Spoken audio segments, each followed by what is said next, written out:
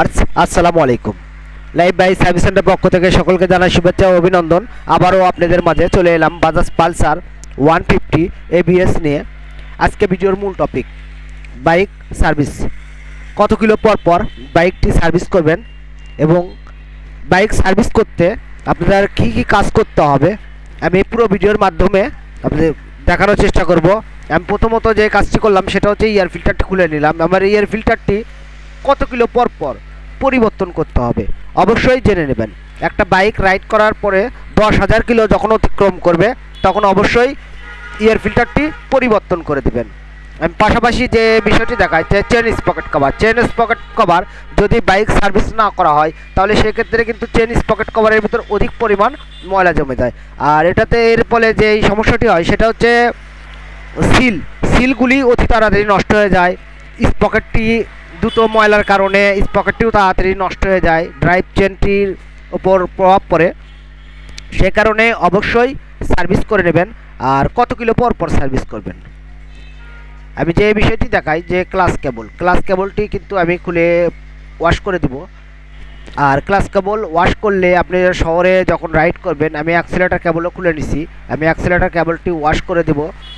এগুলো যদি পরিষ্কার করে আপনি বাইক রাইড করেন শহরের ভিতর তাহলে কিন্তু অনেক আরামদায়ক হবে। আর ক্লাচ কেবল যদি ওয়াশ করা হয়, ক্লাচটা যদি ইজি থাকে তাহলে কিন্তু শহরে বাইক রাইড করার সময় অনেক আরামদায়ক হবে, কেননা ক্লাচ শহরে বেশি চাপা লাগে। আর অবশ্যই 4-5 হাজার কিলো পর পর আপনারা বাইকটি সার্ভিস করে নেবেন।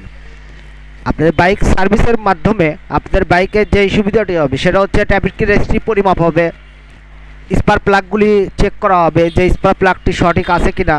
অনেক সময় দেখা যায় যে স্পার্ক প্লাগ যেহেতু পরিবর্তনের নিয়ম হচ্ছে 10,000 কিলো পর পর, সেক্ষেত্রে তার আগেও কিন্তু স্পার্ক প্লাগের পাথরটি কোনো কারণবশত ক্ষয়ে যায়। আর যদি স্পার্ক প্লাগের পাথরটি ক্ষয়ে যায় সেক্ষেত্রে আপনি বাইকের কিন্তু তেল সাশ্রয় হবে না। তেলের দিক থেকে আপনারা তেল মাইলেজটি কম পাবেন। আমি যে কাজগুলি করি যেগুলো পরিষ্কারের মাধ্যমে আমি সকল বিষয় দেখাবো যে কি কি কাজ করতে হবে যে একটা বাইক সার্ভিসের জন্য। আর এটা কেন করতে হবে যে আপনার বাইকের সুবিধার ক্ষেত্রে, কেননা দীর্ঘদিন আপনি বাইক রাইড করার পরে আপনি যখন একটা ওয়ার্কশপে নেবেন, ওয়ার্কশপে নেওয়ার পরে কিন্তু অনেক কিছু পরিবর্তন করতে হয়। এটাতে কিন্তু আপনারা যদি এই সার্ভিসগুলি করে নেন তাহলে সেক্ষেত্রে আপনার বাইকের লংজিভিটি বৃদ্ধি পাবে, আপনার পার্সেল লংজিভিটি বৃদ্ধি পাবে, আপনি বাইকটি রাইড করে মজা পাবেন, আপনি তেল সাশ্রয় হবে, অনেক দিক থেকে কিন্তু সুবিধা। এটা আমি সেন্সরটি দেখাই যে সেন্সরে যেন কোনো পরিমাণ আঘাত না পায়। যে একটা সেন্সর কিন্তু অনেক ক্রিটিক্যাল, অবশ্যই খোলার সময় চেক করবেন যে সেন্সরে যেন আঘাত না পায়। আমি প্রতি হাইড্রোলিকের চাপগুলি খুলে আমি স্টেকগুলি গ্রিস করে দিচ্ছি, এতে করে যেমন আপনার বাইক ওয়াশ করলে এর ভিতরে কিন্তু ময়লা জমে যায়। আর ময়লা জমে গেলে আপনার হাইড্রোলিকটি যখন চাপ দেন তখন কিন্তু চাকাটা একটু হলে ব্রেক হয়ে থাকে, যে কারণে এটা আমরা স্টিকটি খুলে মাঝে মাঝে পরিষ্কারের মাধ্যমে যখনই চাকা আপনি সার্ভিস করবেন চাকা সার্ভিসের সঙ্গেই আপনারা এই কাজটি করে নেবেন। আর আমি চেন স্পকেট শ্যাফটটি দেখাই যে চেন স্পকেটের যে বুশটা আছে, যে ক্রাঙ্কের হাফসের যে বুশ, এই বুশগুলি অবশ্যই গ্রিস করে দিবেন। তাহলে বাইক রাইড করার সময় চেন থেকে ব্যাড সাউন্ড আসে, ড্রাইভ চেনের ক্রাঙ্ক থেকে একটা সাউন্ড আসে, এই সাউন্ডগুলি হবে না। বিয়ারিংগুলি অবশ্যই গ্রিস করে নেবেন, কেননা বাইক ওয়াশ করার সময় যে ক্রাঙ্কের বিয়ারিংয়ে কিন্তু পানি যায়, আর পানি গেলে বিয়ারিংয়ের লংজিভিটি কমে যায়। সেক্ষেত্রে যখনই চাকা সার্ভিস করবেন চাকা সার্ভিসের পাশাপাশি অবশ্যই বিয়ারিংগুলির জেট খুলে দিয়ে গ্রিস করে নিতে হবে। আর প্রতিটি বুশ গ্রিস করে দিতে হবে, কেননা দীর্ঘদিন চালানোর পরে দেখা যায় যে বুশটা কিন্তু দাগ হয়ে যায়, ক্ষয়ে যায়। এই রাবারগুলি যদি হার্ড হয়ে যায়, যদি গ্রিস না থাকে তাহলে সেক্ষেত্রে কিন্তু এই বুশগুলি ক্ষয়ে যায়। আসলে এই ছোটো ছোটো বিষয়গুলি যদি আমরা বাইকের ঠিকমতো কাজগুলি করে থাকি তাহলে সেক্ষেত্রে আপনার বাইকের লংজিভিটি বাড়বে, চাকাগুলি ফ্রি থাকলে পরে আপনি বাইক রাইড করে অনেকটা মজা পাবেন, তেলের দিক থেকে সাশ্রয় পাবেন, আপনি ক্লাচ প্লেটের উপর প্রভাব পড়বে না। হাইড্রোলিক অয়েলগুলি অবশ্যই চেক করে নেবেন। এটাতে যে সিটের নিচে যে অয়েলটি থাকে ওয়েল সিলিন্ডারটি থাকে, এই ওয়েল সিলিন্ডারটি অবশ্যই চেক করে নেবেন যে ওয়েলটি সঠিক আছে কি না। যদি ময়লা হয়ে যায় সেক্ষেত্রে পরিবর্তন করে নেবেন। পাশাপাশি এয়ার ফিল্টারটি প্রতি ইঞ্জিন অয়েল পরিবর্তনের সঙ্গে এয়ার ফিল্টারটি পরিষ্কার করে দিবেন, যাতে করে এয়ার ফিল্টার কোনো ময়লা না থাকে। তাহলে সেক্ষেত্রে আপনার বাইকের টর্ক স্পিড, তেল সাশ্রয় বৃদ্ধি পাবে। এই বিষয়গুলি অবশ্যই খেয়াল করে নেবেন যে একটা বাইক সার্ভিসের সময় ছোট ছোট কী কাজগুলি করতে হবে।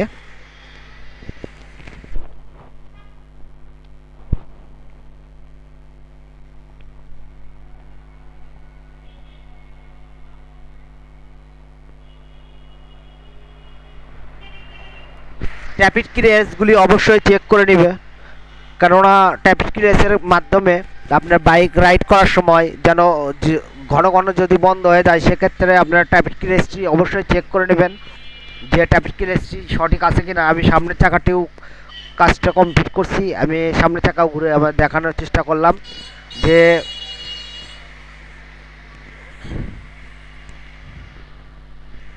চাকাটাও কিন্তু ফ্রি আছে। আর আমি ব্যাটারি বিষয়ে আসি, ব্যাটারি কানেক্টারগুলি অবশ্যই পরিষ্কারের মাধ্যমে পরিষ্কার করে দিতে হবে, যে ব্যাটারিতে যত কার্বন না জমে থাকে। কার্বন জমে থাকলে কিন্তু ব্যাটারিতে সেলফ কন্ট্যাক্ট ভালো পায় না চার্জিং। আমি যেই জেলটি ইউজ করলাম সেটা হচ্ছে এটা ভ্যাজলিন ইউজ করার ক্ষেত্রে যে সুবিধাটি হবে সেটা হচ্ছে কোনো মরিচা ধরবে না। অনেক সময় দেখা যায় যে ব্যাটারি কানেক্টরের নাটগুলি খুলতে অনেক ঝামেলা করে।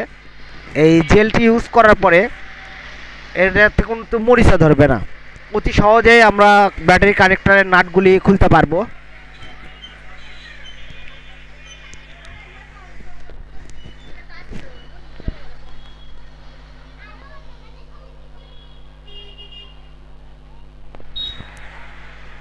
আশা করি ভিডিওটি ভালো লাগলে বেশি বেশি লাইক, শেয়ার ও কমেন্ট করবেন। পাশে থাকা বেল আইকন বাটনটি চাপ দিবেন।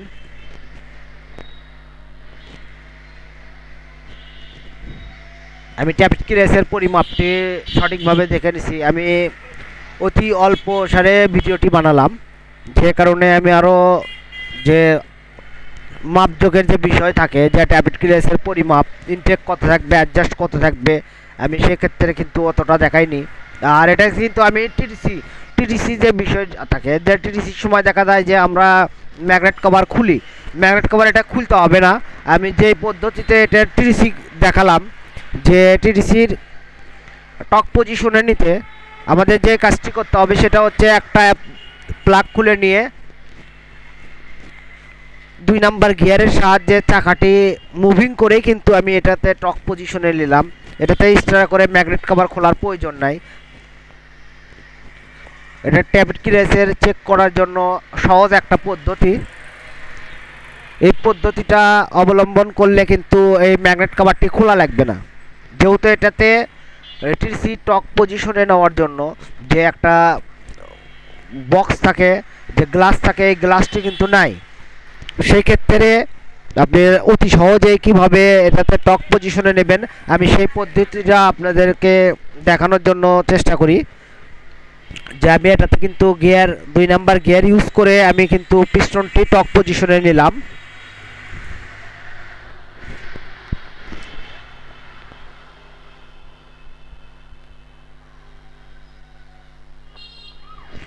এটা কিন্তু একটা অতি সহজ পদ্ধতি,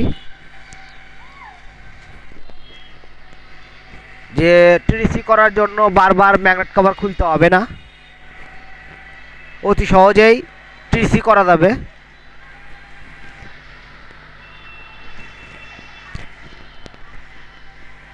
আমার বাইকটির যে কাজগুলির মাধ্যমে বাইকটি সমাধান করলাম, এগুলো আমি অতি অল্প সারে আপনাদেরকে দেখানোর চেষ্টা করলাম।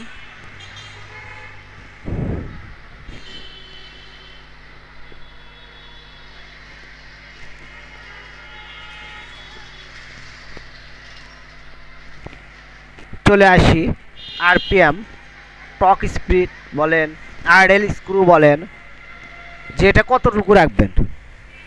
এটাতে কতটুকু রাখলে পরে আপনার বাইকটির তেল সাশ্রয় হবে এবং মিটারের যে অ্যাম্পিয়ার এই র্যাম্পের কতটুকু রাখতে হবে, যেমন 1200 থেকে 1250 আরপিএম এর ভিতর রাখতে হবে। এই 1250 আরপিএম আপনি স্টার্ট ছাড়াই আপনি কিভাবে এটা নির্ণয় করবেন? অবশ্যই 3 থেকে 3.5 প্যাচ আইডেল স্ক্রুটি চাপতে হবে।